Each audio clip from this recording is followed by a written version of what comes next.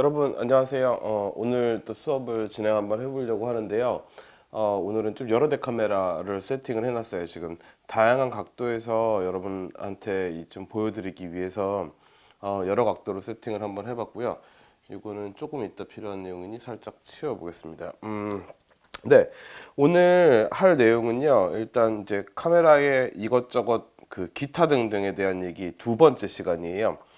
기타 등등에 대한 얘기 두 번째 시간인데요. 일단 제가 두 대의 카메라를 먼저 가지고 와봤어요. 두 대의 카메라를 가지고 와봤는데 하나는 DSLR 풀프레임 형태의 카메라예요.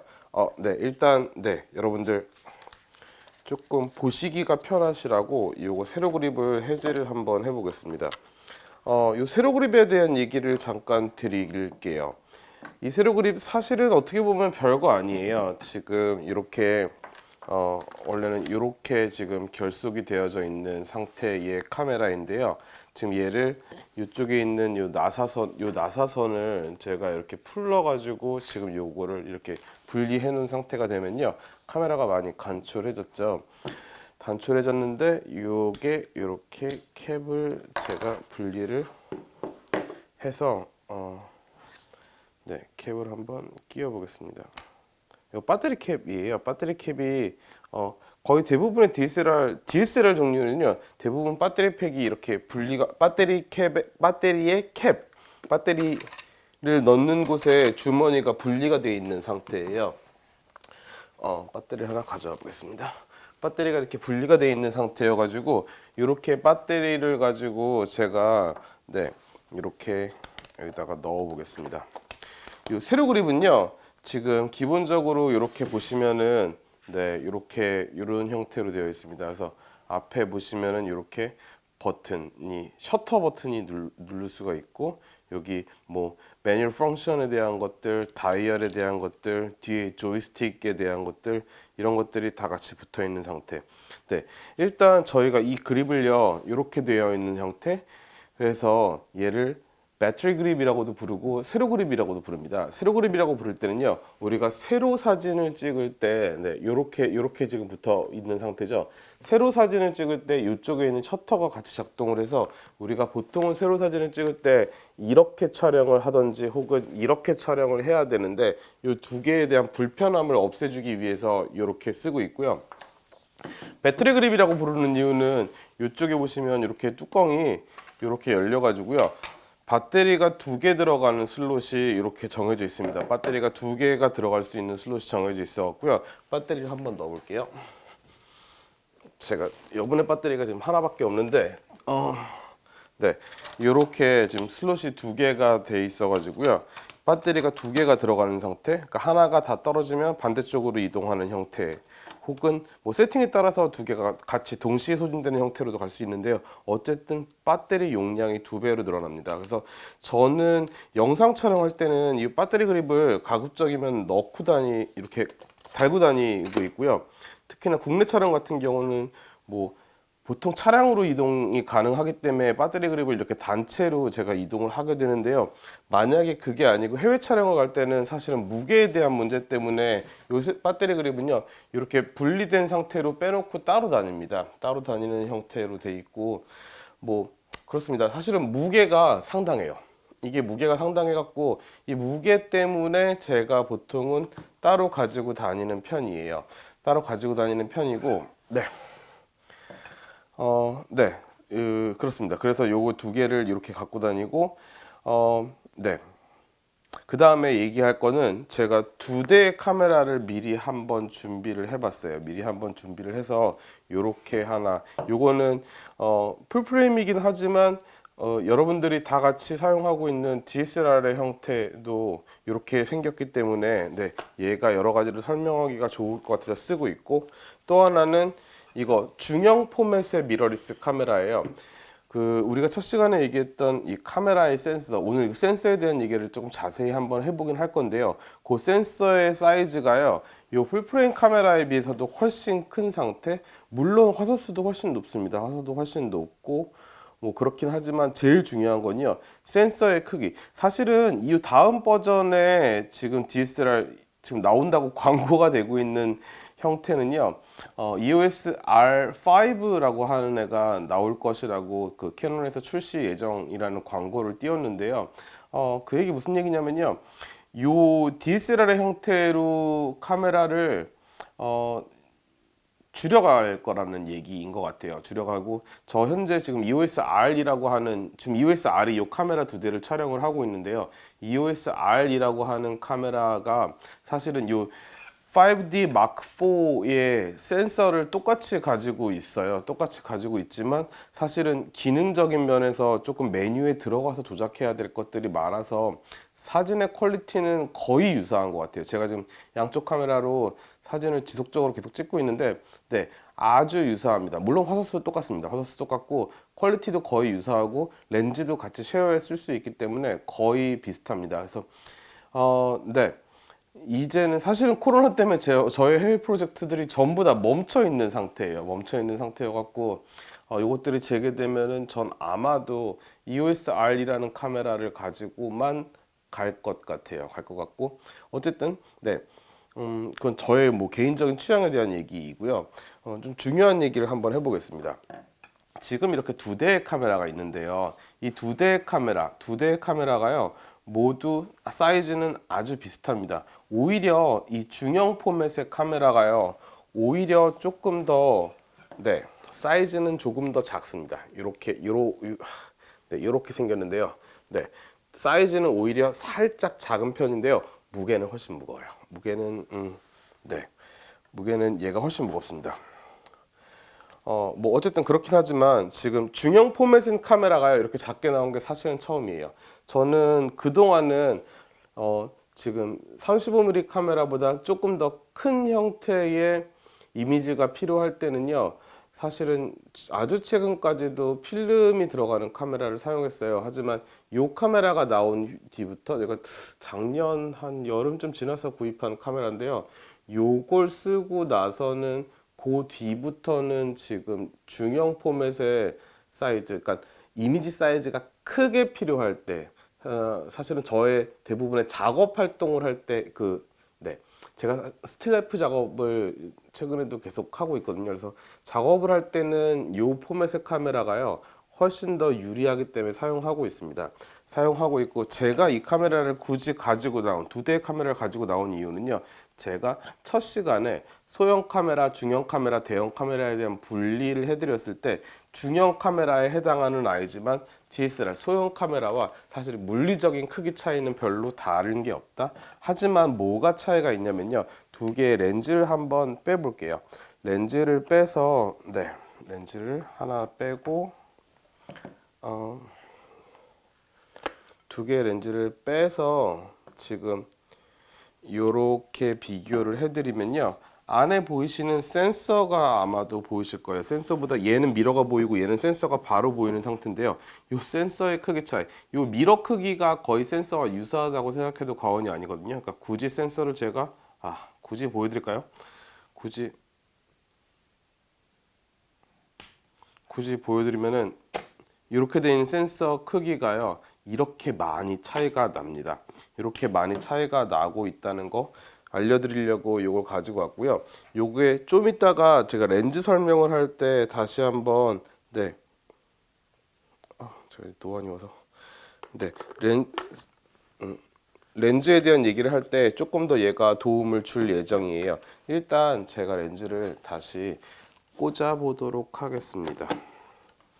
네. 그래서 그런 포맷에 대한 차이가 두 개가 가지고 있고 이 두 개가 가지고 있을 때 우리는 어떤 식으로 작동을 하는지에 대한 얘기를 한번 해보겠습니다. 일단은 렌즈에 대한 얘기를 먼저 한번 해볼게요. 조금 네, 보시기가 편하게 이렇게 가로로 한번 카메라를 놔보겠습니다. 렌즈의 기능적인 문제를 먼저 얘기하려고 하는데요. 제가 처음에도 말씀드렸다시피 렌즈에는 크게 네, 두 가지의 형태가 있습니다.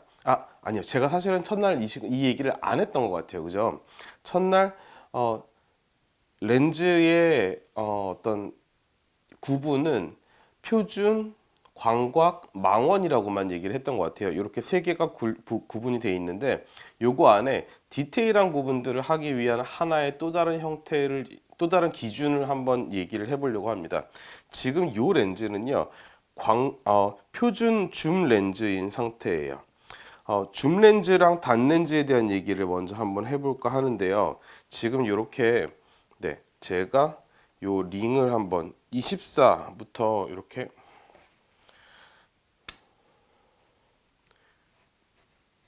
70까지 이렇게 돌아갈 수 있는 네, 이렇게 돌아갈 수 있는 요 링이 하나 있고요. 또 하나는요.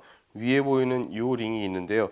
링을 돌리면 여기 있는 거리계가 변하고 있는 링이 하나 있습니다. 이렇게 두 개의 링이 있는 경우 저희는 혹은 두 개의 링이 있는 경우 네, 뭐 당연하고요. 줌 렌즈에는 당연히 두 개의 렌즈가 있고요.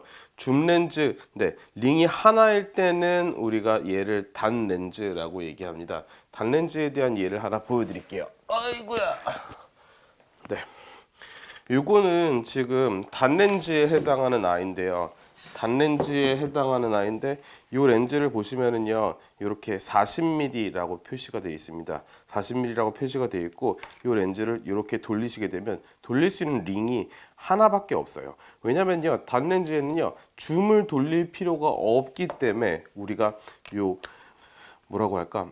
돌릴 수 있는 링이 하나밖에 없죠. 이 링은 초점만 잡는 링이에요. 그렇게 하고 얘기를 한번 해보려고 하니까 지금 여기 이 줌 렌즈에서 네, 얘는 줌밍이 되는 링, 그리고 얘는 네, 초점을 맞추는 링이 되겠습니다. 이렇게 초점을 맞추는 링인데, 자, 줌이 되는 렌즈를 저희는 줌 렌즈라고 하고요. 그 중에 현재 이 줌의 범위가 24mm에서 70mm 사이로 되어 있거든요. 그 얘기는요.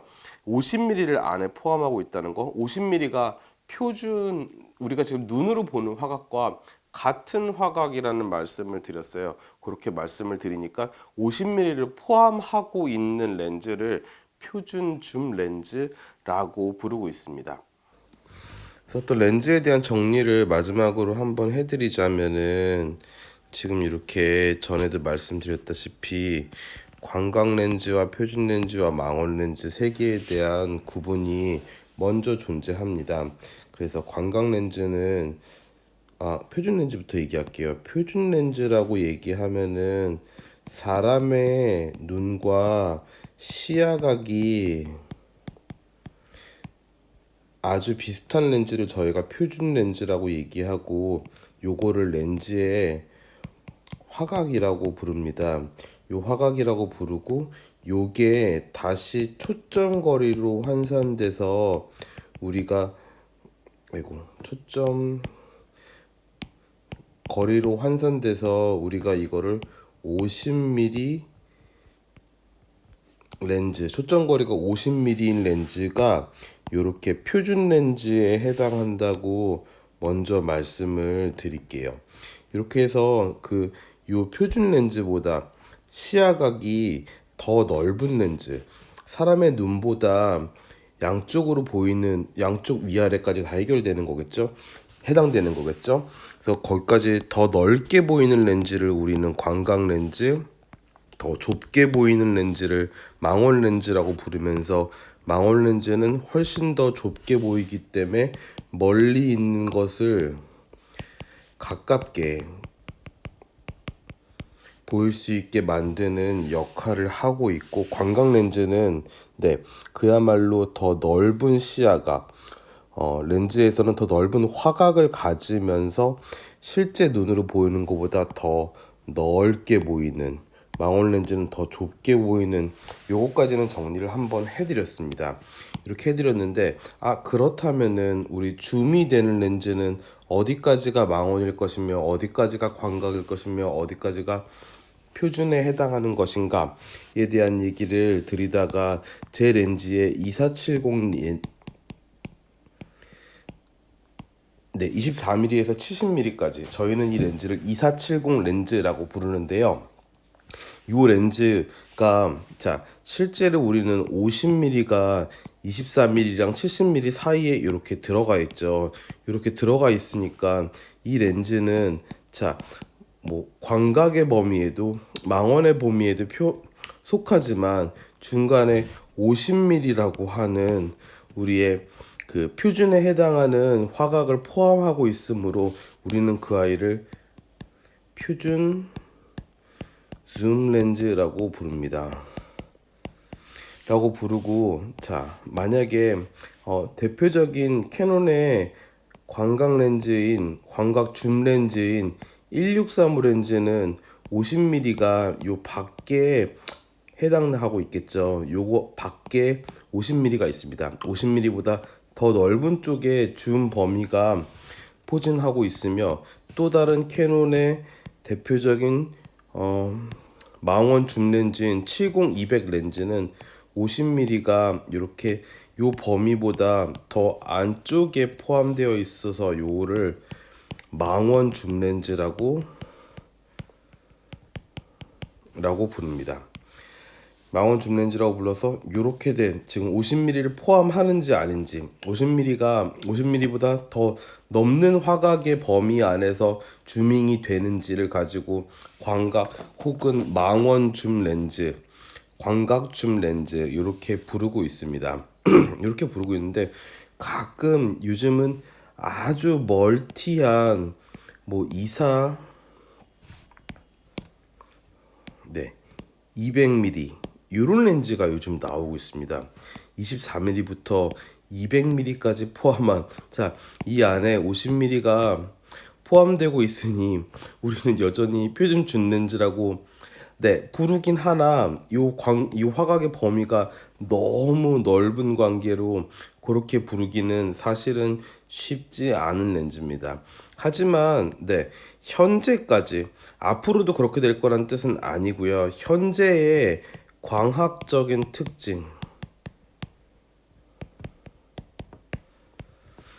안에서는 이렇게 다양한 화각의 범위를 포함하고 있는 렌즈들은 사실은 많은 부분에서 렌즈의 화질이 떨어지는 것이 사실입니다. 떨어지는 것이 사실이어서 사실은 잘 사용하기, 혹은 저는 아직까지 지금 현재 2020년 현재까지는 사용을 지양하는 게 낫지 않을까라는 생각을 가지고 있긴 합니다. 가지고 있긴 하지만 어쨌든 그렇게 뭐 렌즈가 불리고 있다는 것까지 알고 계시면 될 것 같아요. 그래서 자, 일단은 기본적으로 우리가 단초점 렌즈, 줌밍이 되지 않는 렌즈 같은 경우는 표준 렌즈, 광각 렌즈, 망원 렌즈를 50mm보다 더 넓은 화각에 있으면 우린 광각 렌즈라고 부르고, 더 좁은 화각으로 더 좁은 화각으로 가지고 있으면 우리는 망원 렌즈라고 부르고 있는 거. 하지만 여기서 줌밍이 되는, 자, 줌밍이 된다는 얘기는 화각의 범위가 이렇게 일종의 범위 안에 포함되고 있는 상태가 되면은 이렇게 50mm를 포함하고 있으면 표준 줌 렌즈, 이렇게 50mm보다 더 넓은 쪽으로 포진돼 있으면 광각 줌 렌즈, 이렇게 50mm보다 더 위쪽에 더 좁은 화각으로 포진돼 있으면 망원 줌 렌즈라고 부릅니다. 이렇게 되면 렌즈의 범위에 대한 부분은 어느 정도 정의를 해드렸고요. 제가 추가적으로 하나 말씀드리고 싶은 것은, 일반적으로 자꾸 가격 얘기를 해서 조금 껄끄러운 부분이 없지 않아 있지만, 너무 솔직히 얘기하면 비슷한 가격대의 렌즈들 중에서 줌밍이 되는 렌즈, 줌 렌즈랑 단 렌즈는 같은 가격대 혹은 비슷한 가격대, 때때로 단 렌즈는 가격이 조금 저렴하더라도 항상 더 나은 화질을 가지고 있습니다. 그래서 뭔가 아주 중요한, 특히나 화질의 부분이 매우 중요하게 강조되는 촬영에서는 가급적이면 줌 렌즈보다는 단 렌즈를 사용할 것을 권해드리고, 아주 다양한 촬영들을 렌즈의 별도의 교체 없이 지속적으로 아주 스피드하게 촬영을 해야 된다면 줌 렌즈 촬영을 권해드리고 있습니다. 그래서 그렇게 지금 렌즈를 한번 구분할 수 있고, 저는 사실은 오늘 그 표준 망원 뭐 광각에 대한 얘기를 제가 오늘 심각하게 드릴 것들은 아니에요. 그냥 오늘은요, 줌 렌즈와 단 렌즈의 차이가 있다는 것 정도만 알아두시면 될 것 같고, 네. 전에 얘기했던 지난 수업들에 대한 리뷰를 다시 한번 해보시면 그것에 대한 얘기는 자세히 나와 있습니다. 나와 있고, 자, 이 렌즈를 사용할 때 기타 등등 이런 버튼들에 대한 얘기를 사실은 한번 해보려고 해요. 카메라를 이쪽으로 한번 세워볼게요. 이쪽으로 세우고 제가 편의상 네, 배터리를 하나 놓고 이렇게 세워보겠습니다. 여기 보시면은요, AF, MF라고 되어 있는 이런 형태의 스위치가 하나 존재합니다. AF는요, 오토 포커스의 준말이고요. MF는요, 매뉴얼 포커스의 준말이에요. 자, 그 말은요, 저희가 렌즈 카메라를 이렇게 들고 촬영을 한다고 한번 생각을 해보면요, 버튼을 켜고 반 셔터를 아무리 눌러도 포커스가 움직이지 않습니다. 현재 여기 매뉴얼 포커스인 상태에서는요, 초점을 수동으로 이렇게 잡아야 거리계가 이동하면서 초점을 잡을 수 있는 상태가 되게 되겠고, 요거에 대한 영상은 제가 다시 추후에 편집해서 넣도록 하겠습니다. 그 AF와 MF에 대한 차이는요, 지금 현재 AF로 놨을 때 내가 원하고자 하는 측거점을 이렇게 옮기게 되면 원하는 곳에 이렇게 초점이 잡히게 됩니다. 그 말 무슨 말이냐면 자동으로 초점을 잡는다는 뜻이죠. 자동으로 이렇게 초점을 잡게 되는데, 만약에 MF로 얘를 돌려 놓는다면은 초점링을 수동으로 이렇게 돌릴 때 초점이 반대로 잡혔다가 다시 이렇게 반대로 잡혔다가 이런 것들을 반복하고 있습니다. 그래서 수동으로 초점을 잡으실 수 있고, 물론 이때 화면을 아주 확대해서 초점을 잡는 것이 중요하다고 생각합니다. 이 조그만 화면에서는 초점이 마치 맞는 것처럼 보이지만, 현재 지금 제 눈에는요, 초점이 맞는 것처럼 보이거든요. 근데 나중에 영상을 컴퓨터로 끄집어냈을 때 얘가 맞을지는 잘 모르겠어요. 그래서 거기에 대한 얘기를 일단 먼저 한번 드렸고, 그래서 MF일 때 AF일 때에 대한 차이고요. 또 하나는요, 이렇게 줌링을 돌리게 되면 줌이 이렇게 넓어져서 화면이 지금 화각이 넓게 잡히게 되고, 줌이 이렇게 줌링을 반대쪽으로 돌리게 되면 화각이 이렇게 좁아져서 망원의 형태. 지금 제 렌즈는요, 24mm부터 70mm까지 되는 렌즈입니다. 그리고 지금 여기에 있는 AF로 되어 있으면요, 저희가 반 셔터를 이렇게 누를 때 이렇게 거리계가 돌아가기 시작해요. 자, 거리가 멀어졌을 때 이렇게 가까워졌을 때 초점을 잡아라. 이렇게 멀리 있는 것들 한번 보게 만들어 볼게요. 이렇게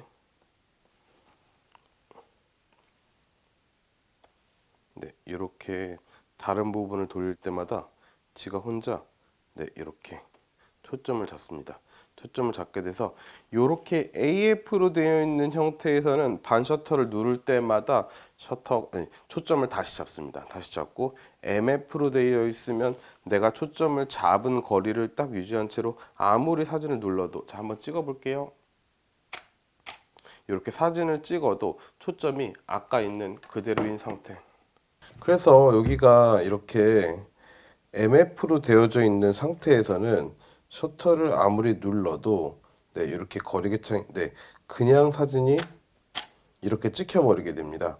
그래서 초점이 맞던지 맞지 않던지 간에 내가 원하는 초점의 상태에서 사진을 찍을 수 있게 되는 거죠.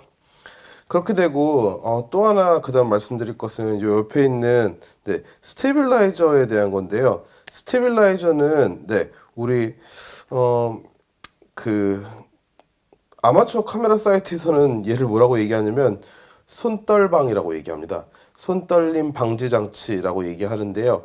우리가 이렇게 사진을 찍을 때 이렇게 사진을 찍을 때 손이 이렇게 움직이는 거에 따라서 사진이 틀리게 되는 것들을 보정하는 기능이에요. 안에 있는 렌즈 안에 있는 한 스테빌라이저 장치가 움직여서 내가 흔들리는 것을 감지해서 그것들을 보정해서 지금 촬영을 하는 경우인데요. 네, 스테빌라이저에 대한 것들은 글쎄요. 대다수의 경우 저는 켜놓고 사용합니다. 켜놓고 사용하고 그 사진 촬영할 때 한 두 스탑에서 세 스탑 정도 셔터 스피드가 60분의 1초라고 얘기하면은 30분의 1초, 15분의 1초, 네, 15분의 1초와 60분의 1초가 거의 유사한 형태처럼 나오게 되는 거라서 뭐 그런 식으로 사용을 하고 만약에 삼각대에 거치한 채로 사진을 찍을 시에는 반드시 스테빌라이저를 꺼놓으라고 이 카메라 제조사는 권고를 하고 있습니다. 그렇게 하고 있는 상태란 것까지 아시면은 될 것 같아요. 지금 이제 렌즈에 대한 얘기를 이제 좀 떠나서요. 다시 바디에 대한 얘기를 한번 해보려고요. 바디 왼쪽에 보시면은 이렇게 누르는 버튼이 있는데요. 얘는 누르고선 렌즈를 이렇게 돌리게 되면 렌즈를 분리하고 다시 장착할 수 있는 어떤 그런 형태의 버튼입니다. 그런 기능의 버튼이고요. 보통 여기 있거나 혹은 왼쪽 하단 쪽에 자리하는 경우도 간혹 있습니다. 근데 이거는 카메라 브랜드 혹은 기종에 따라서 조금 바뀔 수 있고요. 오른쪽 아래에 보시면 심도 미리 보기 버튼이 있는데, 자, 보통 때는요, 저희가 이렇게 라이브 뷰 기능으로 보던지 혹은 직접 이 뷰파인더를 통해서 이 사물을 촬영할 준비를 한다고 해도, 네, 보통은 요게, 네, 심도가 실제 상태일 때랑 만약에 조리개를 훨씬 더 많이 조였을 때, 네,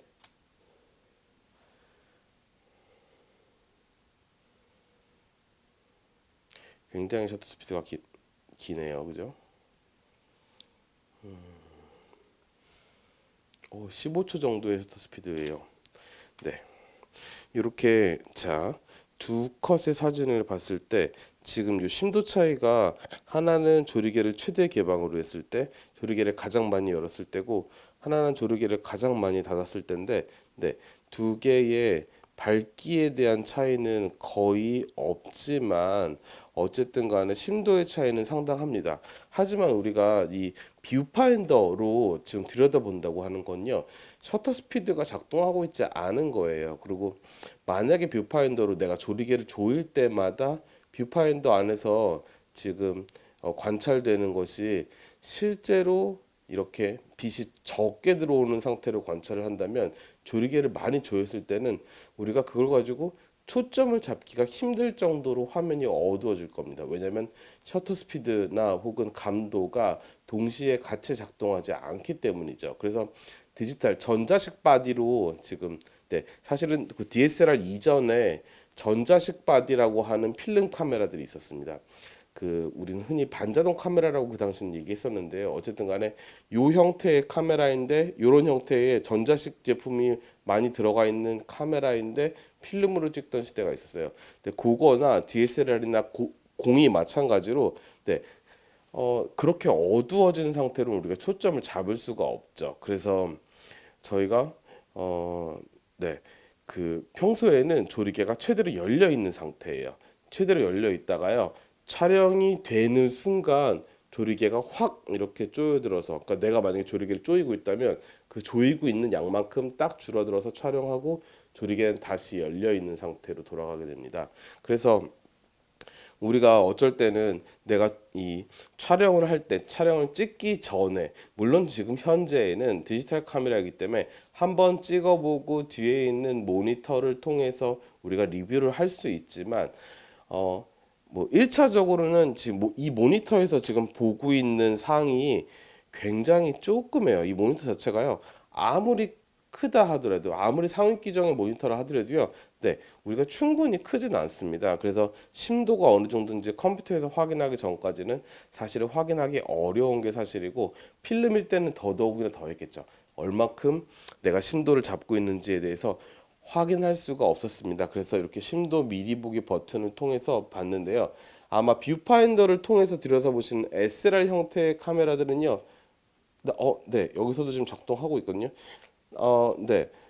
지금 조리개를 가장 많이 조였을 때 지금 여기 지금 요 사이에 지금 여기가 굉장히 네, 아웃 포커싱이 되어 있는 상태지만 현재의 조리개는 지금 22인 상태예요. 그렇다 보니까 이렇게 심도 미리 보기 버튼을 누르면요, 조리개가 꽉 닫혔을 때 현재 상황을 지금 얘기해주고 있는 상태가 됩니다. 그래서 흔히 보통은 조금 더 어둡게 되고, 하지만 조리개를요 다 한번 열어볼게요. 조리개를 활짝 열어보겠습니다. 네, 조리개를 4까지 내가 열 수 있는 최대 범위인 4까지 한번 열어볼게요. 열고 나면요, 그때는 심도 미리 보기를 눌러도 사실은 큰 변화가 있지 않죠. 왜냐하면 이미 열려 있는 상태이기 때문에. 지금서 그런 기능을 갖고 있는 심도 미리 보기 버튼이 있고요. 위에 보면 M 펑션이라고 하는 애들이 있어요. M 펑션이라고 하는 애 누르고, 저는 사실은 지금 M 펑션에 보통 다른 것들을 걸어놓지 않는데, 제가 이 조그만 이 풀프레임 미러리스 카메라 같은 경우는 M 펑션에 ISO를 걸어놨거든요. 사실은 DSLR에서는 걸어놓을 게 별로 없어요. 대부분의 많은 것들이 ISO는 여기, 뭐 이 기타 등등, 네, 이 버튼을 좀 설명할 거라서 제가 굳이 얘기를 안 할게요. 이렇게 많은 버튼들이 이미 다 존재하고 있기 때문에 내가 굳이 얘의 커스텀으로 설정할 것들이 별로 없기는 하거든요. 없기는 하나, 만약에 뭘 설정했으면 보통은 네, 지금 이렇게 만약에 여기를 들여다본다 하면요, 요게 이렇게 누르고, 네, 요런 지금 요걸 두 개로 같이 누르면은요, 네, 이렇게 수동 선택할 수 있는 이런 그 어떤 형태로 우리가 AF 형태, 지금 측거점에 대해서 제가 지난주에 한번 설명드렸던 요 화면이 나오고 있습니다. 하지만 단독으로 눌렀을 때는 별다른 기능이 지금 저는 따로 설정해 놓지 않았어요. 하지만 저 M 펑션 단추는요, 얼마든지 사용자가 원하는 것들을 넣을 수 있는 그런 기능이겠습니다. 그 기능은 어디 가서 볼 수 있냐면요, 보통 여기서 사용자 정의 기능에서 우리가 이것들을 다 뭐 입력을 할 수 있습니다. 사용자 정의 기능은요, 이런 기타 등등의 버튼들뿐만 아니고요, 다이얼을 돌릴 때 어느 쪽으로 돌려야 뭐가 돌아가는지까지도 설정이 다 가능합니다. 근데 어쨌든 네, 저는 디폴트인 상태로 그냥 쓰고 있는 상태고요. 또 다른 버튼들 한번 가볼게요. 위에 있는 버튼들부터 한번 볼까요? 위에 있는 버튼들은요, 하나 첫 번째로 네, 이 WB 화이트 밸런스에 대한 버튼을 누르시면요, 요렇게 화이트 밸런스가 돌아갑니다. 여기 지금 화이트 밸런스 돌아가는 게 보이시죠?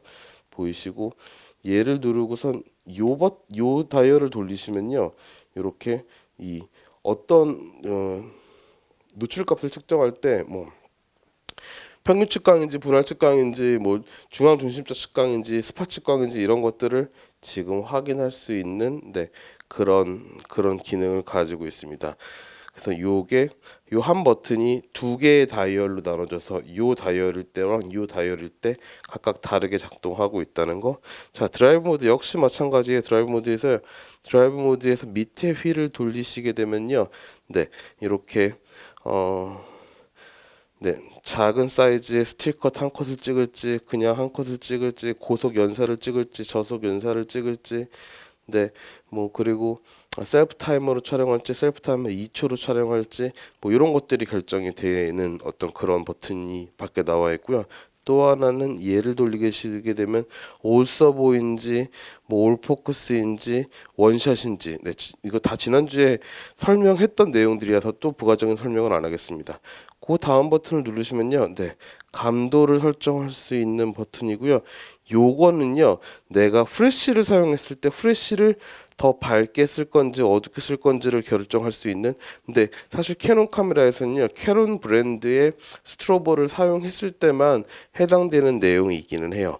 제 오른쪽에 있는 버튼 한번 눌러보시면요, 여기에 화면에 불이 들어옵니다. 어두운 상황에서는 사실은 굉장히 많이, 저는 지금 얘를 평소에는 잘 안 쓰는데요. 야경 촬영할 때는 정말 어마무시하게 많이 쓰는 것 같아요. 그래서 요게 불 들어오는 기능도 가지고 있습니다. 네. 라이브 뷰 모드로 보고선 이제 밑으로 한번 내려가 볼게요.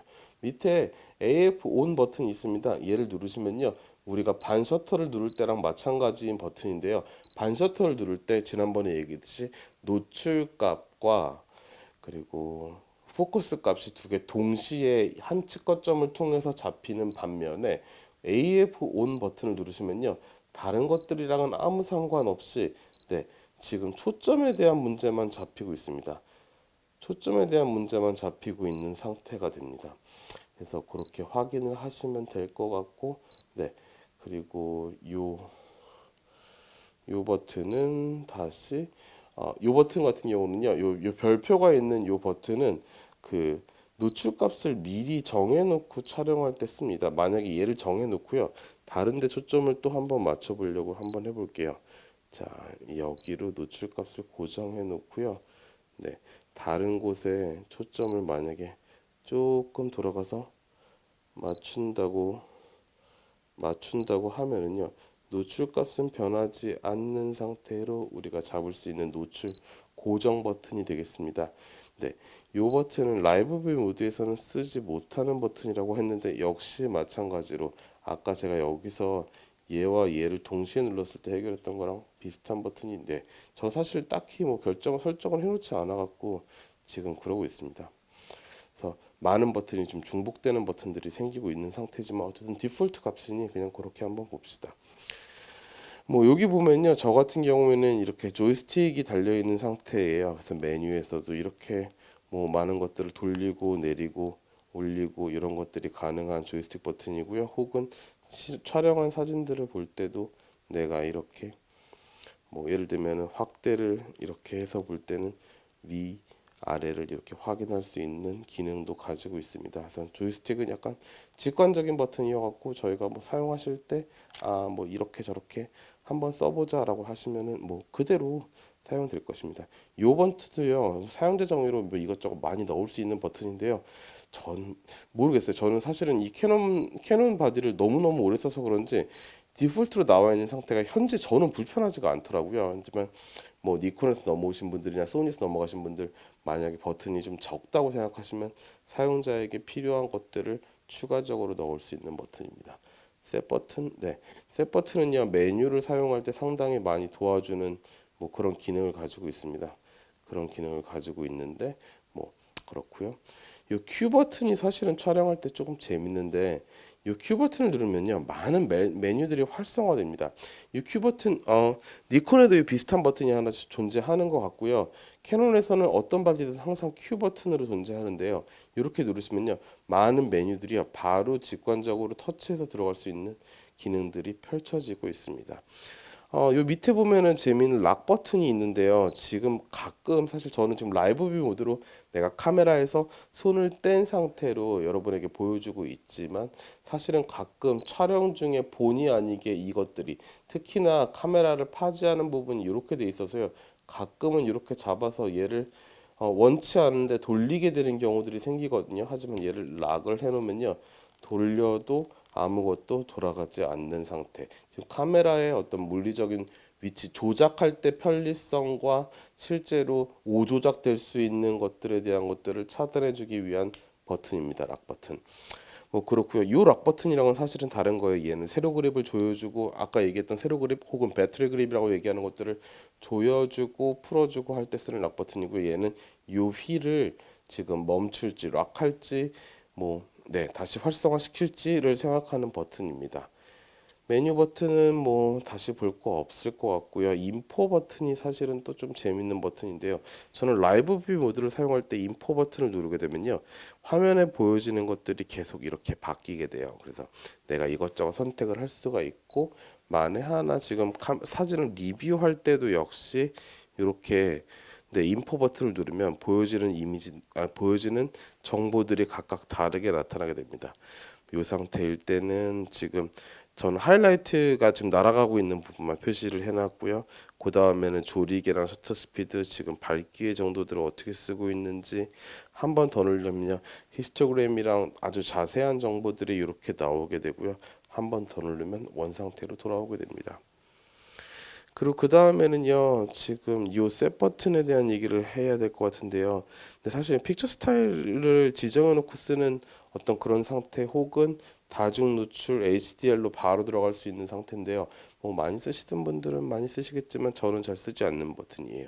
레이트 버튼도 사실은 좀 재밌는데요. 레이트 버튼도요, 네, 이렇게 별 등급을 줄 수 있어요. 별 등급을 줘서 저는 현재 상태 오프 상태로 만들어 놨는데요. 별 등급을 줘서 나중에 내가 촬영할 때 미리 셀렉해 놓은 이미지를 확인할 때 볼 수 있는 기능들이라고 하겠습니다. 네. 그리고 그 다음에 이 돋보기 버튼인데요. 돋보기 버튼 뭘까요? 네, 당연히 이미지를 확대하는 버튼인데요. 보통 전 라이브 뷰 모드를 사용할 때는 수동으로 초점을 맞출 때 이미지를 확대해서 내가 지금 초점을 맞추고 싶은 곳이 어딘지, 네, 이런 식으로 초점을 딱 맞추는 기능으로 사용하기도 하고요. 동시에 내가 촬영한 데이터를 확인할 때도 이렇게 누르시게 되고, 얘로 확대 정도를 고르신다면은요, 이렇게, 네, 내가 이미지들을 확대해서 어디가 심도가 나갔는지 아닌지, 자, 만약에 이렇게 심도가 조여져 있는 사진이라고 한다면은요, 심도가 조여져 있는 사진 어디 있을까요? 네, 요럴 때 한번 요 인포 버튼을 한번 볼까요? 인포 버튼을 보게 되면요, 저는 촬영한 데이터 중에 뭐가 조리개가 조여져 있는지를 찾았어요. 찾아서 이렇게 확대를 해보게 되면은, 네, 아, 이건 심도가 되게, 내가 조리개를 많이 쪼여서 촬영한 사진이구나, 그리고 조리개를 많이 쪼였을 때 어디까지 심도 안에 들어오는구나 등등을 확인하실 수 있습니다. 당연히 이 플레이 버튼은요, 네, 이렇게 이미지를 리뷰하실 때 사용하실 수 있는 거, 또 다시 휴지통 버튼은요, 네, 제가 이미지를 버릴 때 사용하는 것입니다.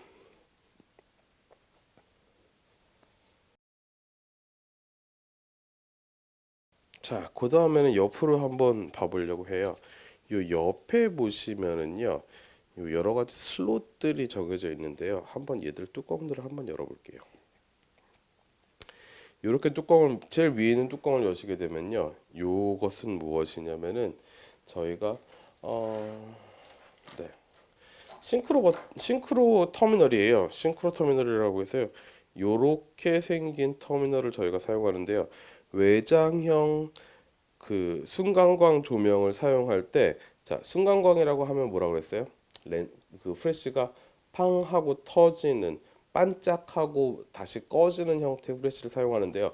만약에 반짝하고 터진다고 하면 내가 셔터를 누를 때와 얘가 반짝거리는 시간이 동시에 맞아야 되겠죠. 그래서 저희는 얘를 싱크한다고 얘기하고 얘를 싱크로 터미널이라고 얘기합니다. 보통 이렇게 껴지는 상태가 되고요. 반대쪽 끝은 요런 형태로 보통은 만들어져 있어요. 요런 형태로 보통은 만들어져 있는데, 요런 형태의 것이 조명에 들어가게 되고, 요렇게 요런 형태의 것이, 네, 이렇게, 네, 요 카메라의 요 상단부에, 아니, 이 측면 상단부에 들어가고 있습니다. 저는 사실은 요 터미널을 직접적으로 잘 쓰지는 않는 편이에요. 왜냐하면 그 어떤 조명들은요, 전류가 거꾸로 타고 들어가서 카메라에게 전류가 거꾸로 공급이 돼서 카메라의 오작동을 간혹 일으키기도 하거든요. 근데 뭐 자주 있는 일은 아니지만 어쨌든, 네, 이 비싼 카메라에 그런 일을 만들고 싶지는 않아요. 그래서 요렇게 돼 있는 제품을 제가 보통 사용하거든요. 아까 마찬가지로 지금 여기에 있는 요 구멍과 정확히 같은 형태의 구멍이에요. 싱크로 터미널을 한번 사용해 보겠습니다. 요런 식으로, 네, 사용할 수 있는 건데요. 요 밑에 보면은 이렇게 단자가 달려 있어요. 이렇게 단자가 달려 있는데, 이 단자를요, 여기 상단에 이렇게 꽂아주는 형태로 사용하거든요. 네, 이렇게 꽂아주는 형태로 사용하는데, 이렇게 꽂아줘서 얘를 쓰면은요, 요것이 여기에 있는 요 단자와 여기 가운데 있는 단자가 작동을 하게 돼서 일로 들어가는 신호가 여기로 전해지는 형태. 저희 이 부분을요 하슈라고 얘기합니다. 네, 이렇게 뭐 끼어지는 이 슈의 형태인데요. 이게 그 전류가 통하는 형태라고 얘기해서 이렇게 하슈라고 얘기합니다. 하슈라고 얘기하고요. 사실 저희가 가끔 콜드슈라고 얘기도 하기도 하는데요. 콜드슈라고 하는 얘기는요. 간혹 여기에 단자가 없이 요 모양만 있는 형태인데요. 제가 보조 사진으로 하나 띄워드리겠습니다. 이렇게 생긴 게 콜드슈예요. 그래서 뭐 모양은 여전히 똑같이 생겼으나 단자가 있고 없고에 따라서 단자가 있으면 헛슈, 핫슈라고 얘기하고요. 단자가 없으면 콜드슈라고 얘기합니다. 그리고 또 다른 밑에 것들을 한번 볼게요. 밑에 것들을 보시면요. 여기 보시면은 이렇게 되어 있는 아이 위에는 마이크가 있고요. 밑에는 지금 이어폰 모양이 되어 있는데요. 지금 제가 이렇게 사용하고 있어요. 이렇게 사용하고 있는데요. 이렇게 사용하고 있는데 조금 더 자세히 이렇게 사용하고 있는데 지금 제가 무선 마이크를 이렇게 무선 마이크를 사용하고 있거든요. 무선 마이크를 사용하고 있어서 마이크의 신호가 이렇게 들어간 것이 이 신호가 여기를 타고 여기로 전해져서 요 똑같은 단자거든요. 요 윗단자로 이렇게 들어가게 되고요. 밑에 단자는 이제 역시 뭐 그냥 일반적인 이어폰이 들어갈 수 있는 단자예요. 단자 모양을 한번 보여드릴게요. 단자 모양은요. 이렇게 생겼어요. 이렇게 생긴 보통 이 아이폰 이 아이폰 사면 같이 주는 그 이어폰이거든요. 이걸로요. 여기다가 이렇게 꼽게 돼서 현재 들어오는 사운드의 상태를 모니터링 할 수 있는 형태가 되겠습니다. 그래서 이렇게 두 개의 구멍이 이렇게 존재하고 있습니다. 다시 한번 닫아 볼게요. 다음에는요. HDMI하고 USB 모양이 이렇게 그려져 있어요. 뭐 뻔한 얘기고요. HDMI는 역시 내가 여기서 찍은 사진을 혹은 여기서 찍은 영상을요 바로 전자장비로 보여줄 때 모니터 같은 걸로 보여줄 때 사용하는 단자고요. 밑에 단자는 USB 단자인데요. 물론 카메라에서 촬영한 데이터를요 컴퓨터로 옮길 때 사용할 수 있습니다. 사용할 수 있으시고요. 또 하나는 제가 아주 자주 쓰는 어떤 그런 기능 중에 하나인데요. 컴퓨터와 얘를 연동시켜서요. 컴퓨터에서 촬영을 할 수 있게 만드는 저는 카메라에 손을 대지 않고요. 엔터만 눌러서 촬영할 수 있는 소프트웨어로 촬영할 수 있는 형태를 사용할 때 쓸 수 있는 기능입니다. 그런 슬롯입니다. 그런 슬롯이고요. 내친 김에 카메라의 반대쪽도 한번 봐볼게요. 카메라의 반대쪽을 한번 봐본다고 하면은요.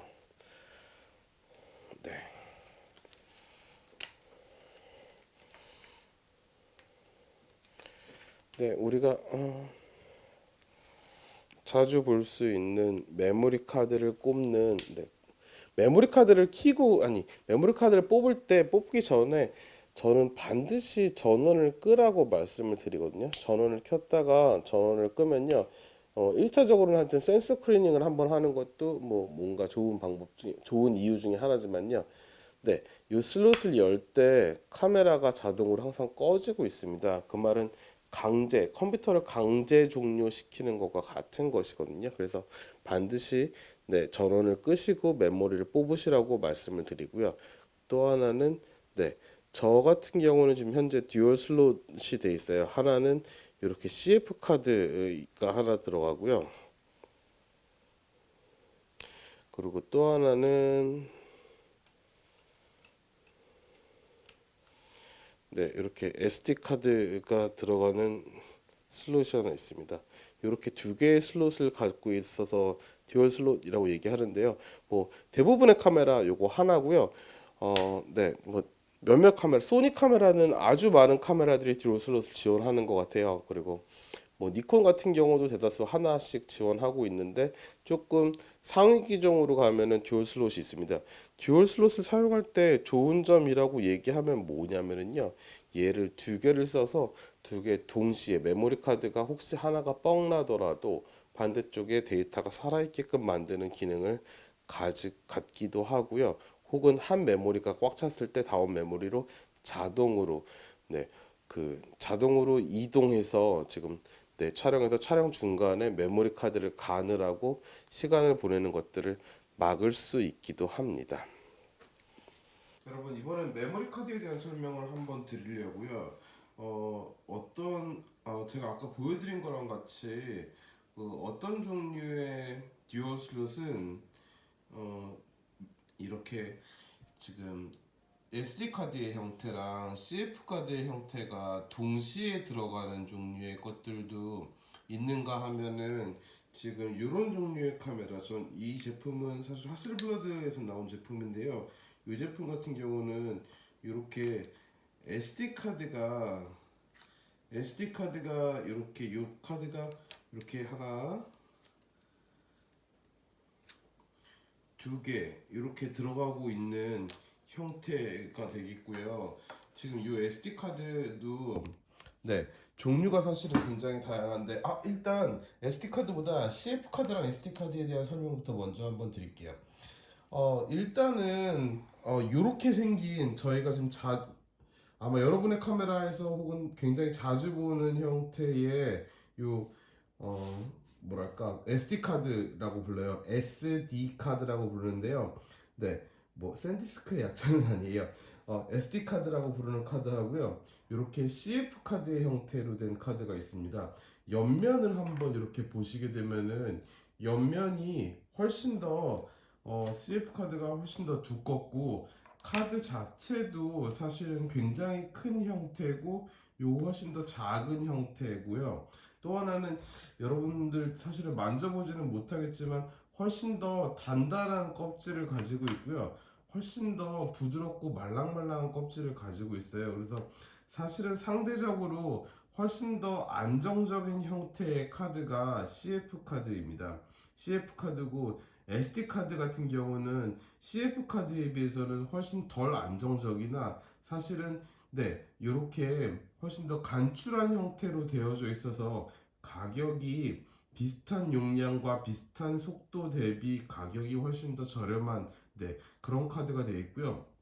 사실은 과거에는 CF 카드에 비해서 SD 카드가 너무 많이 불안정해서 사실은 고급 기종의 카메라는 대부분 CF 카드가 두 개 들어가는, 현재도 뭐 캐논에서 나오는 아주 고급 기종의 카메라는요 듀얼 슬롯이라고 하면 CF 카드가 두 개 들어가는 형태가 되겠습니다. 저는 사실 한 중간 정도의 카메라를 쓰고 있어서 CF 카드랑 SD 카드가 동시에 들어가는 DSLR을 갖고 있고요.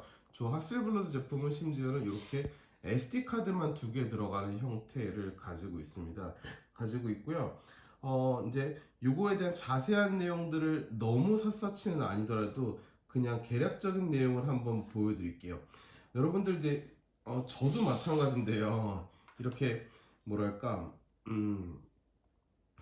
네 SD 카드를 메모리 카드를 구입하려고 하면은요, 요게 사실은 같은 용량인데 가격대가 천차만별이에요.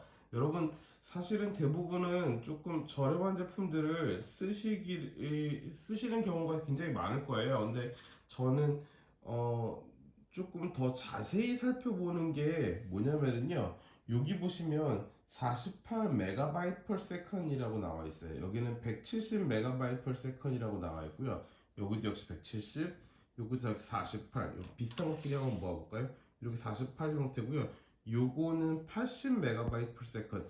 얘들은요, 사실은 읽기에 대한 어떤 용량이에요. 얼마나 빨리 카드를 읽어낼 수 있는지. 그래서 요거까지만 보면은 내가 요 정도 카드를 쓰면 되나 보다 라는 생각이 또 들지 모르겠지만 사실은 정말 중요한 거는요. 이 쓰기 속도예요. 제가 사실 지금 이렇게 많은 메모리 카드를 가지고 있게 된 거, 지금 제가 옛날 것 순서대로 쓰면은요, 얘가 가장 오래전에 쓰던 카드예요. 이건 제 전전 카메라 때부터 썼던 메모리 카드고요. 40MB per second이고 이거 48MB per second인데요.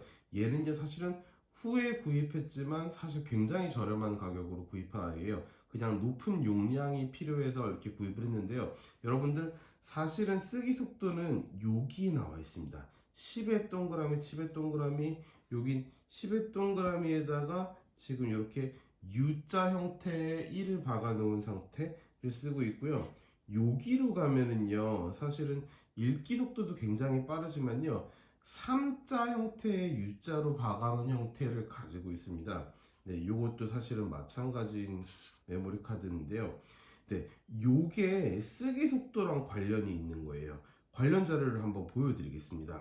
네, 메모리 카드에 대한 내용을 정리를 한번 해드리자면은 지금 네, 요렇게 아까 제가 U자 형태의 3의 모양이 그려지는 요렇게 해서 3의 모양이 그려져 있는 요런 형태들은 지금 현재 얘기하는 걸로는 30메가/s 지금 UHS 1, 2에 제가 아까 UHS 2도 있다고 말씀드렸죠. 제가 아까 보여드린 메모리 카드는 UHS 1에 해당하는 아이예요.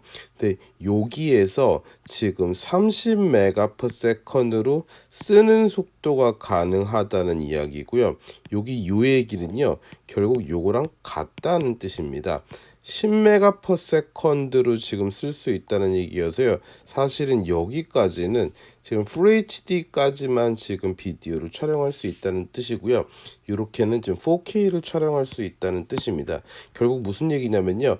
지금 사진을 촬영할 때는 크게 문제가 없으나 만약에 영상을 촬영하고 싶다고 하시면은 요거 이상의 메모리 카드를 쓰셔야 된다는 얘기를 드리고요. 조금 디테일한 말씀을 한번 드리자면요. 지금 아까 제가 동글뱅이 10, 네, 사실은 이게 클래스 10, 스피드 클래스가요, 지금 클래스 10에 해당한다는 아이여서요, 10이라고 하면은 10메가/s, 6이라면은 6메가/s, 4라면 4메가/s에 해당하는 이 클래스에 해당하는 C의 형태가 저 동글뱅이 형태처럼 나오고 있습니다. 그래서 지금 이게 C급, 지금 동글뱅이에 지금 이렇게 되어 있던 거는요, 사실 과거에 우리가 사용하던 어떤 그런 형태들의 지금 메모리 카드 속도의 구분법이었으면요, 요게 10을 넘어서니까 다시 1, 2, 3으로 지금 가고 싶은데 두 자리씩 쓰면 쓰기가 복잡해지겠죠. 그래서 지금 UHD 클래스, 스피드 클래스라고 해서요. UHS 스피드 클래스라고 해서요. UHS의 U의 형태가 지금 들어와 있다고 말씀드릴 수 있겠습니다. 그래서 이렇게 메모리 카드의 쓰기 속도를 구분하실 수 있다는 거. 그러니까 사실 제가 이 말씀을 굳이 드리는 이유 뭐냐면요. 여러분 메모리 카드를 구입하실 때 결국은 나와 있는 속도가 읽기 속도만 메가/s로 지금 나와 있어요. 메가바이트/s로 나와 있어 가지고요. 요것 때문에 우리가 네, 더 좋은 메모리 카드, 나쁜 메모리 카드를 구분하기도 하지만 물론 대체적으로는 읽기 속도가 좋아지는 것이 쓰기 속도도 좋은 것은 사실이나 하지만 정비례는 하지 않기 때문에 요 마크 쓰는 속도들을 확인하셔서 카메라에 사용하셔야 되고요. 만약에 여러분들이 사용하려고 하는 메모리 카드가요, 카메라에 쓰는 것이 아니고 만약에 영화 등을 다운로드, 특히나 4K급의 UHD급의 영화를 다운받아 가지고 그것을 바로 컴퓨터로 옮기지 않고 보신다고 하면 당연히 읽기 속도가 중요해지겠죠. 하지만 여러분 카메라에서 사용한다면 읽기 속도보다는 쓰기 속도에 훨씬 더 네, 집중하셔야 여러분에게 그리고 한 가지 설명이 빠진 게요. 지금 이 세 가지 카드 중에서 SD 카드 중에서 이렇게 작은 형태의 마이크로 SD 카드가 있는 경우가 있어요. 이것도 32메가짜리 제품이에요. 32메가짜리 제품인데요. 훨씬 더 작은 형태의 일자의 U자 형태를 가지고 있는 거. 네. 보통 뭐 차량용 블랙박스 내지는 아주 작은 카메라들에 들어가든지 뭐 고프로에도 사실은 들어가는 종류의 메모리 카드고, 저는 사실은 제 드론에 사용하고 있는 메모리 카드예요. 메모리 카드인데요. 역시 속도가 마찬가지로 여기 일자의 U자 형태가 나와 있는 거.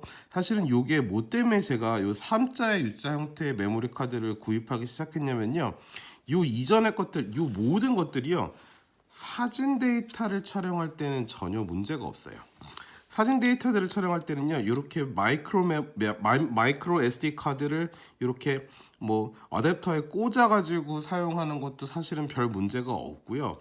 사진 데이터 때는 요즘 SD 카드가 많이 안정적이어서 로우 파일을 촬영할 때도 별 문제가 없는 제품들입니다. 별 문제가 없는 제품들이나 사실 4K 비디오를 찍을 때 문제가 심각해집니다. 4K 비디오를 찍을 때는요, 여기 있는 3자의 U자 형태 정도의 급 쓰기 속도를 가지고 있어야만 촬영이 되고요. 요 밑에 거는요, 4K 용량으로 촬영을 하기 시작하면요, 촬영이 중간에 아주 빠른 속도로 멈추게 됩니다. 그래서 이렇게 사용하고 있는 거. 하지만 사진 촬영을 하실 때는 요 어떤 종류의 것들을 사용하셔도 U자의 일자 형태의 10에 네, 서클 안에 있는 10 정도까지 쓰셔도요. 별로 문제가 없이들 사용하시게 되겠습니다. 그래서 저는 지금 현재는 저 하스레블러드 제품은 거의 스틸컷만 촬영할 때만 찍거든요. 저 카메라는요, 이미지에 대한 어떤 용량이 굉장히 큰 카메라예요.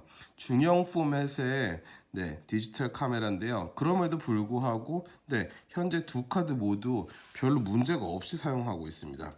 네, 요것도요, 제가 네, DJI에 나오는 그 뭐냐, 네, 드론에 사용하는 것인데요. 역시 네, HD급까지의 영상을 찍을 때 혹은 스틸컷을 찍을 때는 전혀 문제가 없는 제품이 되겠습니다. 하지만 저것 역시도 네, 이걸 사용하지 않게 된 게 4K급 비디오를 찍으면서 네, 문제가 되기 시작해서 사용하지 않는 것. 네. 그래서 요 정도가 돼야지 지금 사실 요것도요. 4K급 비디오를 촬영할 수 있는 것 중에는요. 가장 낮은 쓰기 속도를 갖고 있는 거예요. 겨우겨우 찍는. 네, 저의 뭐 주전공은 역시 사진이다 보니까 네, 주로 요것보다는 네, 4K를 찍을 수 있는 것 중에는 가장 낮은 쓰기 속도를 가고 있지만 요게 최소한 갖춰주고 있어야지 촬영이 가능하다는 거.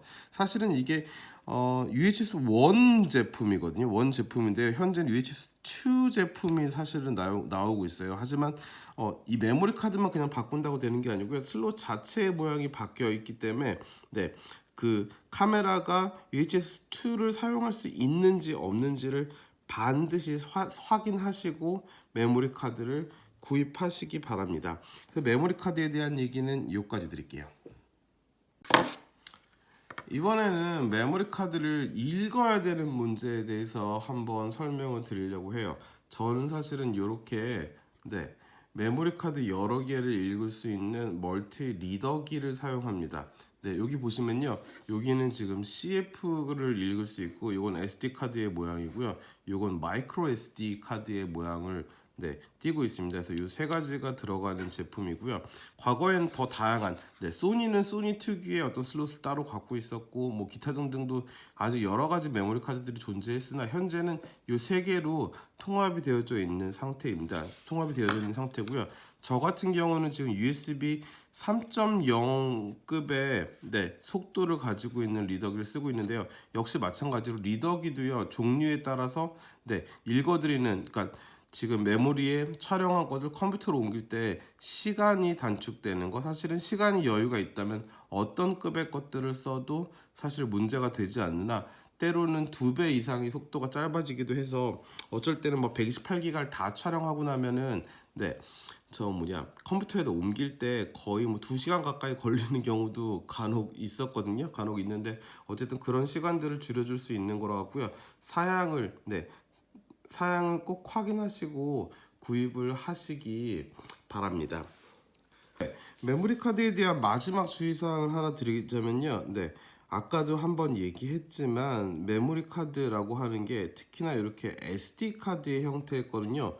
물리적으로 굉장히 약한 상태예요. 약한 상태여서 카메라에서 꺼내서 별도의 케이스 없이 그냥 주머니에 넣고 다녔다가는 네, USB가 네, 우리 속된 말로 그 뻥난다고 하죠. USB가 에러가 생길 확률이 특히나 복구하기 힘든 에러가 생길 가능성이 매우 높기 때문에요. 상당히 주의를 기울이셔야 되고요. 옆에 보시면 SD 카드 같은 경우는 이렇게 쓰기 방지 탭이 이렇게 존재합니다. 탭이 존재해서 얘를 이렇게 내리게 되면은 이렇게 잠겨 있는 상태가 되고, 올리게 되면은 이게 쓸 수 있는 상태가 되는데요. 쓸 수 있는 상태가 되는데, 요거 가끔 주의해서 사용하시길 바라면서, 또 요런 기능은요, 사실은 저희 이 SD 카드의 물리적인 어떤 손상에 대해서는 전혀 개런티하지 않는 거기 때문에 주의하시기 바라고요. 저는 가급적이로면 촬영이 끝난 즉시, 특히나 중요한 촬영이라고 하면요, 촬영이 끝난 즉시 컴퓨터 혹은 하드디스크에 옮겨서 백업을 한 상태로 데이터를 보관하시기 바랍니다. 나중에 얘들이 망가지면요, 복구하기가 상당히 힘들기 때문입니다. 자, 마지막으로 또 하나의 구멍을 소개해 드릴까 합니다. 여기 있는 이 구멍에는요, 보통은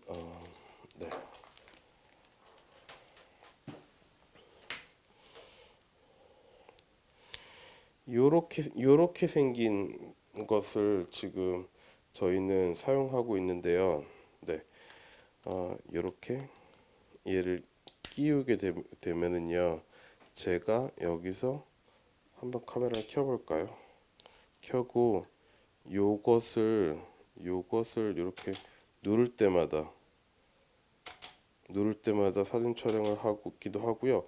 사실은 타임랩스 기능이 되는 어떤 그런 종류의 릴리즈예요. 저희 이것들을 릴리즈라고 얘기하는데요. 카메라에 손을 대지 않고 촬영하기 위해서 사용하는 것들입니다. 보통은 카메라에 손을 대게 되면 제가 이렇게 손을 대게 되면 대는 순간에도 카메라가 흔들리게 되겠죠. 그래서 카메라를 손을 대지 않고 촬영하기 위해서 사용하는 기능이고요. 이렇게 단순한 형태의 릴리즈도 같이 있습니다. 얘는 타임립스 기능이 없고 단순히 사진 촬영만 할 수 있는 어떤 그런 형태의 릴리즈가 되겠습니다. 한번 꽂아 보겠습니다. 이렇게 누르고선 누를 때마다 사진이 찍힙니다. 혹은 이렇게 비셔터를 사용하게 되면 내가 눌러놓고 이렇게 홀딩을 할 수 있습니다. 다시 한번 해볼게요. 눌러서 이렇게 홀딩을 할 수 있는 상태가 됩니다. 이렇게 홀딩을 했다가 다시 풀르면 이렇게 셔터가 눌러져 있는 동안 이 셔터가 계속 열려져 있는 상태. 제가 셔터를 누르기 시작하면서부터 손을 뗄 때까지 계속적으로 찍히는 상태가 우리 비셔터라고 얘기하는데요. 비셔터일 때는 이렇게 누르고 있다가 손을 뗄 때까지 촬영을 할 수 있는데, 요럴 때 특히나 저희가 손을 안 대는 촬영이 필요하겠죠. 그래서 이렇게 많이 쓰고 있습니다. 그래서 릴리즈는 이렇게 두 가지 종류가 있고요. 사실 과거에 가면 캐논이나 니콘이나 소니도 마찬가지인데요. 셋 다 정품을 사용하게 되면 사실은 굉장히 가격이 비싸요. 정말 엄청 비싸요. 근데 요즘에는 그 중국에 계신 선생님들께서 굉장히 저렴하면서도 동시에 같이 사용할 수 있는 제품들을 많이 만들어 주셔서 지금은 옛날처럼 비싸지 않게 단돈 몇만 원만 주면 사용할 수 있는 것들이기는 해요. 이기는 하나, 사실은 최근에는 일단은 타임랩스 기능이 카메라에 내장되어 있는 형태가 무척이나 많고요. 또 하나는 2초 셀프 타이머를 사용해서 저희가 그 릴리즈의 기능들을 많이 대신하고 있습니다. 그래서 요즘은 깜빡 잊고 잘 안 갖고 갈 때도 되게 많은 그런 장비들이기는 합니다. 그렇고 하지만 일단 1차적으로 저는 요렇게 그 카메라 옆에 리모컨 제품도 같이 많이 사용하거든요. 이 리모컨 제품 뭐 할 때 쓰는 거냐면요, 얘를 요렇게 드라이브 모드를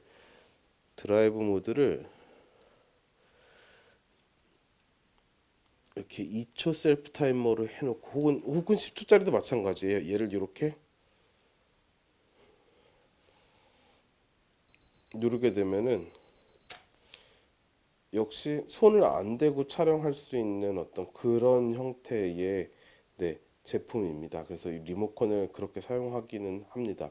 물론 여러분 같이 여러 친구들과 단체 사진을 찍을 때 저 멀리서 네 나를 이렇게 찍을 수 있게 만드는 셀카의 기능도 물론 있지만은요. 사실은 저는 요거를 릴리즈 대용품으로 이렇게 많이 사용하고 있습니다. 네, 정말로 진짜 카메라에 대한 얘기 거의 다, 아니에요. 하나 남았어요. 하나 남았어요. 하나 남았으면 이게 뭐냐면요. 요쪽 위에 존재하는 요 다이얼인데요. 제가 돌리진 않을게요. 그래, 한번 돌려보겠습니다. 이렇게 돌리게 되면요. 네, 요 뷰파인더를 통해서 안을 들여다볼 때 저는 사실은 최근에 네, 저 이제 진짜 늙었나 봐요. 최근에 어떤 노안이 와가지고 지금 네, 여기를 들여다봤을 때 안이 잘 안 보이는 경우가 생기거든요. 근데 얘를 돌리면 시도계예요. 안경을 쓰시거나 눈이 나쁘신 분들이 안경이나 돋보기 등등의 제품들 없이 네, 그냥 자기 눈을 대고선 촬영할 때 유용하게 쓰는 건데요. 전 사실 젊을 땐 도대체 저 기능이 굳이 왜 있나라는 얘기를 되게 많이 했었거든요. 근데 와, 지금 노안이 오니까요. 정말 너무너무 유용하게 쓰고 있는 기능이기는 합니다. 여러분, 지금은 아니시겠지만 한 향후 10년, 15년 뒤에는 쓰실 수 있는 기능이라는 거 알고 계시면 좋겠습니다. 하지만 뭐 그때 DSLR 계속 쓰지는 않을 것 같긴 해요. 뭐 지금 현재보다는 훨씬 더 미러리스에 가 있는 상태가 되겠죠.